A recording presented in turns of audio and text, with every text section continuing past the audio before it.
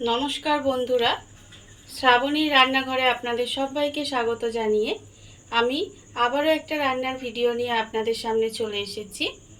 আজকের আমি আপনাদের করে দেখাবো কাঁচা আমের আমসত্ত্ব।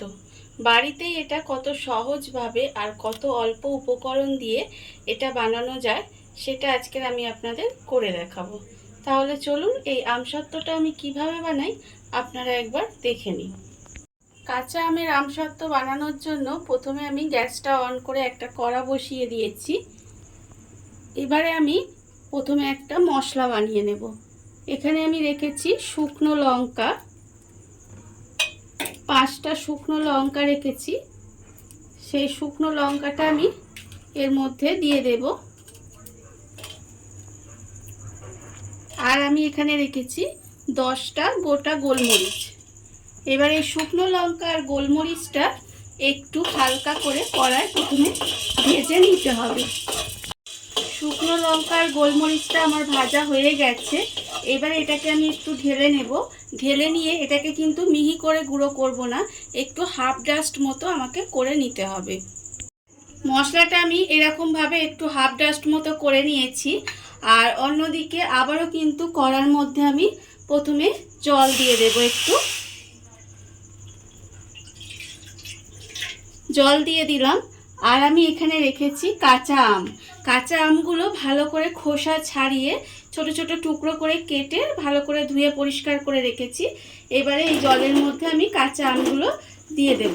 এখানে আমার 500 গ্রাম কিন্তু কাঁচা আম আছে। এবারে আমটা আমি দিয়ে দিলাম। আর আমি এর মধ্যে দিয়ে দেব অল্প একটু নুন। এবারে আমটাকে আমি খুব ভালোভাবে প্রথমে সেদ্ধ করে নেব। আমটা আমার এখানে ভালোভাবে সেদ্ধ হয়ে গেছে। এইবার এই খুন্তি দিয়ে আমটাকে একটু এইভাবে ঘেটে ঘেটে দিতে হবে। এইভাবে দেখুন, একটু এইভাবে একটু ঘেটে ঘেটে দেব। আমটাকে আমি এবার নামিয়ে একটু ঠান্ডা করে নেব। আমের কাইটা বের করে এইভাবে একটু ঠান্ডা করে নিয়েছি। এবারে কিন্তু আমি একটা ছাঁকুনির সাহায্যে আমের কাইটাকে ছেঁকে নিতে হবে। ছেঁকে নিয়ে আমের যে আঁশটা সেটা বের করে কাইটাকে আলাদা করে নিতে হবে। এইভাবে আমি কিন্তু আমের কাইটাকে খুব ভালোভাবে প্রথমে বের করে নেব। আমটা সেদ্ধ করে ঠান্ডা করে কাইটা এরকম ছাঁকুনির সাহায্যে ছেঁকে কাইটা বের করে নিয়েছি। আর যে ছিবেটা সেটা কিন্তু আমি ফেলে দেব। এবার আমি আবারও কিন্তু গ্যাসটা অন করে দেব।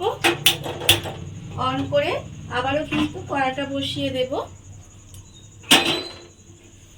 এইবারে এর মধ্যে যে আমের কাইটা আমি বের করলাম সেই কাইটা কিন্তু কড়ার মধ্যে ঢেলে দেব।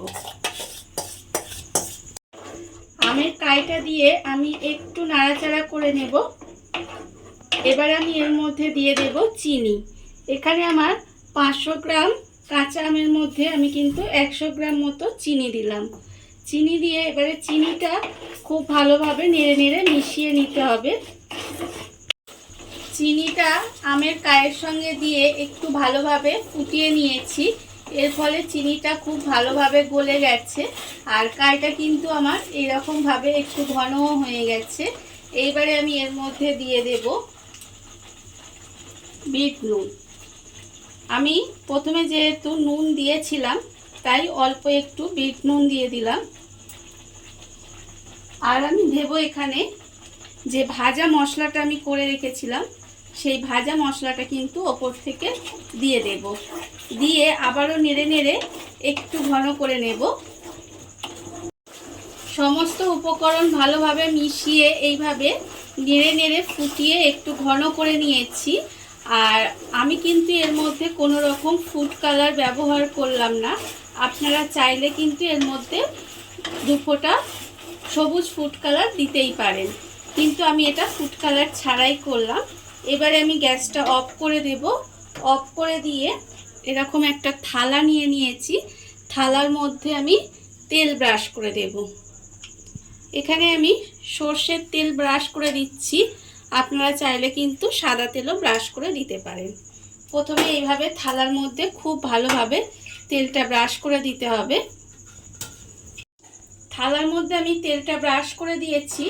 এবার যে আমের কাইটা ফুটিয়ে আমি এখানে রেখেছি সেটা কিন্তু এই থালার মধ্যে ঢেলে দেব।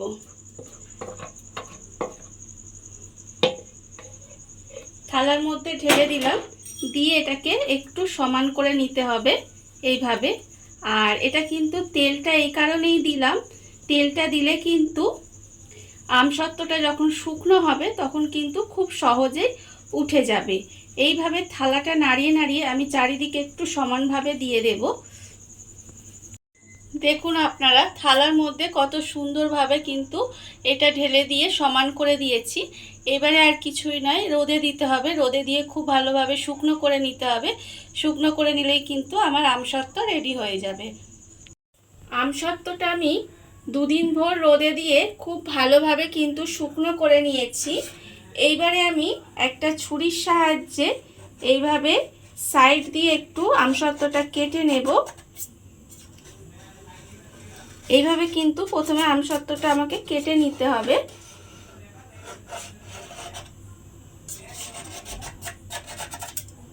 তারপরে আমি এইভাবে ছুরি দিয়েই আমসত্ত্বটা এইভাবে আবারও পিস পিস করে কেটে নেব।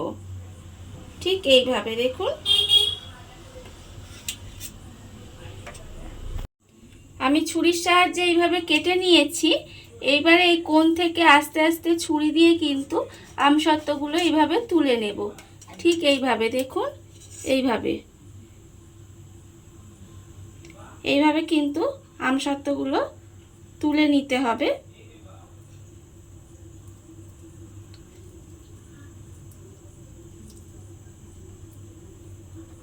এইভাবে গোল গোল করে রোল করে দেখুন কত সুন্দর কিন্তু আমার আমসত্ত্বগুলো হয়েছে। এবারে আমি এইভাবে প্লেটে রেখে দিলাম। আর প্রত্যেকটা আমসত্ত্ব কিন্তু আমি এইভাবে তুলে নেব। দেখুন বন্ধুরা, আমসত্ত্বগুলো আমার কি সুন্দর তৈরি হয়ে গেছে। এতে খুবই কম উপকরণ লাগে, এটা খেতে খুবই ভালো হয়।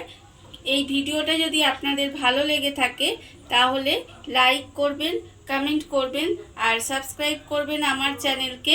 আজ এই পর্যন্ত, নমস্কার।